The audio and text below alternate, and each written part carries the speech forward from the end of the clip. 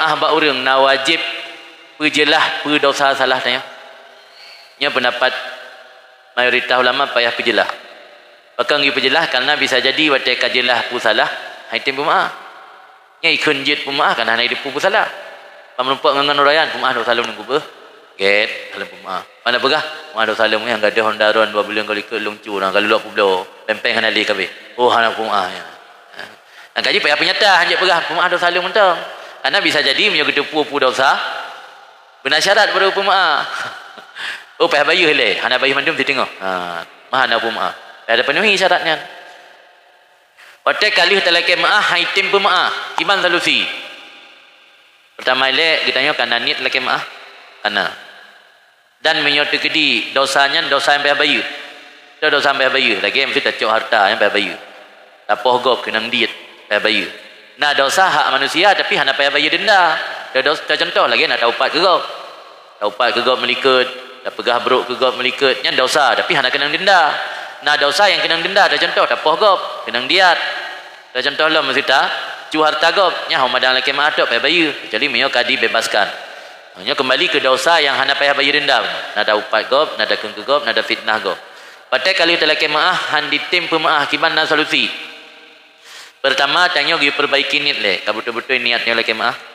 Patai kabetul menyo urangnya haitim pemaah, kalau tak ulang-ulang laki maah tapi tetap haitim pemaah. Yang giyu laki ba Allah. Karena Allah yang akan membolak-balikkan hati manusia. Kita tanya ibarat digruh lihat saya nah.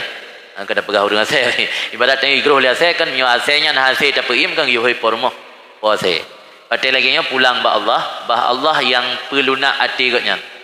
Umnya sampai mati hang getim pemaah.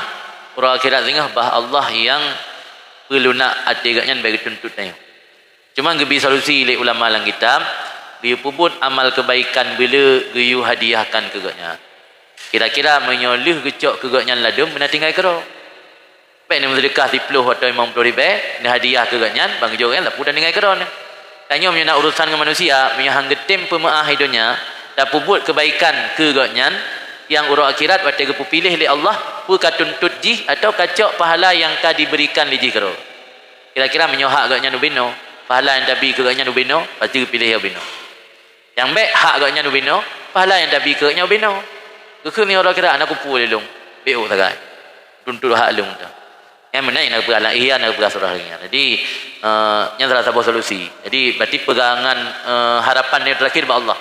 Di kembagayan li, bagaimana kali tajak mula ulang kali hang pemaah, harapan terakhir ba Allah dengan cara tak perlu amal kebaikan hadiahkan ke gaknya. Mukauri le ya Allah nyo hadiah pahala kebaikan lung mukauri ronyo hijuk kesimpulan yang hantim pemaah lung. Dan sedekah pupu mantang amal saleh dia tajuk ke gaknya. Yang watai gejuk ke gaknya benda tinggal kero sampai roh taputan tu. Tulat dong tinggal tem nah tinggal pulih kero dekat becok gop. Yang solusi terakhir, maka karena nyan ke kesaran dalam kitab nasihat le ulama dalam kitab usahakan baik hadle mesangkut ke manusia. Ai dapat depan dengan akhirat. Bina amal kebaikan yang pupu be gejuk kurungan tanya tapu dan tinggal. Yang urusan dengan Allah tok, Allah kita mau membae dengan penyesalan Allah akan kesayangi tanya. Tangisan yang paling berarti tangisan Yahudi. Tangisan ini dunia. Tangisan orang kira anda bergalir. Jadi menjangan urusan Allah mudah. Kan menaji gampang-gampang kita mak si dan kita lampung. Punya urusan manusia he. Maka dia gayu pedit becut urusan dengan manusia.